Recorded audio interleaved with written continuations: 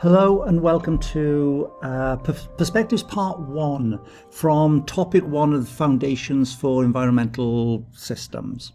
And so in this we're going to take a look at the idea of what a perspective is.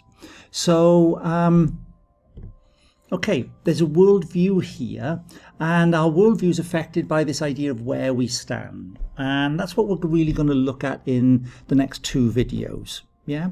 So, guiding questions. How do different perspectives develop?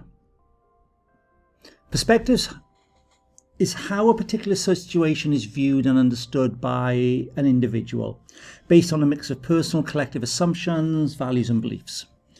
Perspectives are informed and justified by social cultural norms, scientific understanding, laws, religions, economic conditions, local global events, lived experience, among other factors. Values are qualities or principles that people feel have worth and importance in life. Values that underpin our perspectives can be seen in our communication and actions with the wider community. The values held by organisations can be seen through advertisements, media, policies and actions. Okay, so what's made your perspective? That's really a question we're going to look at as well as we go along. We're going to think about your own individual perspectives. So, you perceive or evaluate issues, including environmental issues, as an individual or part of a group. Yeah, this is a worldview. This is your view of the world. And your view might be a little bit different to a Buddhist. And in the next video, I'll come back to this image again. But for now, just think about what might be very, very different in your worldview from that of a Buddhist. And our worldviews create perspectives. A perspective is how we view the world. So, sale of ivory. What's your perspective? How does it relate to your worldview? This links to something in TOK, and it links to the idea of personal knowledge and communities of knowers. Yeah. You also have personal knowledge about the environment as part of a community of knowers. What about the sale of palm oil? Chances are you're going to eat something today that's actually got palm oil in it. Do you know very much about palm oil? Yeah, we make some assumptions depending on how much information we have. Yeah. So what might be the assumptions we might make about ivory and palm oil? What do you believe in them? How does this relate to your worldview? And also, how does it change your knowledge? Baby elephant chained up. No forest elephants in Thailand are born in captivity. They're all captured from the wild.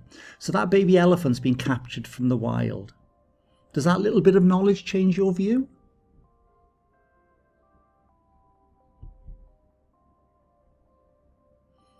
Okay, so how are our perspectives created? Well, we have inputs into the perspective. They might be experience, culture, economics, religion, and our education. A process happens inside us that puts those together and creates a set of beliefs and values as outputs. And those outputs shape our perspective. We view issues through our perspective. Yeah? So we're going to start looking really at values first. And we're going to try and encompass beliefs into it as well. What values do you think are important? Do you share values with Greta Thunberg or Jeremy Clarkson? You might not know much about Jeremy Clarkson, but you know about Greta Thunberg. What do you think of her values? How would you know?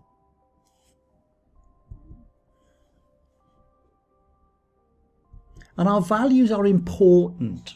Yeah, they create an importance. So what's the importance of Greta Thunberg? Yeah, I'm going to take the idea that we all know who Greta Thunberg is, and you've got a link to the story here. So it might be worth going to have a look at the story. Yeah.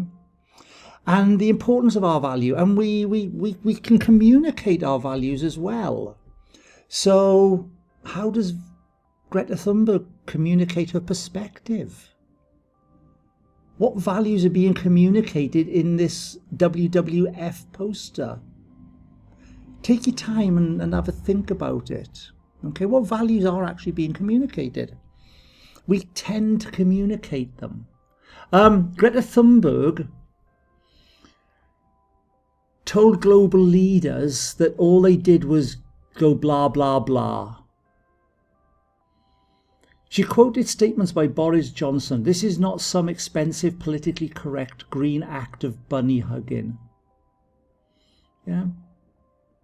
How she communicated her values. And what views are being communicated here? Yeah. How do climate protesters communicate the values of the protesters?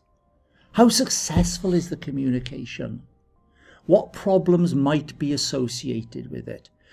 We're going to go back to that idea of tensions again. Yeah. If you communicate something, does that create tensions? How are those tensions dealt with? What are the tensions that exist within it? So that's a very, very short video. It's not a particularly long one, and this is the work that we've used in it so far. So review it again, have a think about it, read the material that's shared with you as well, and use your brains.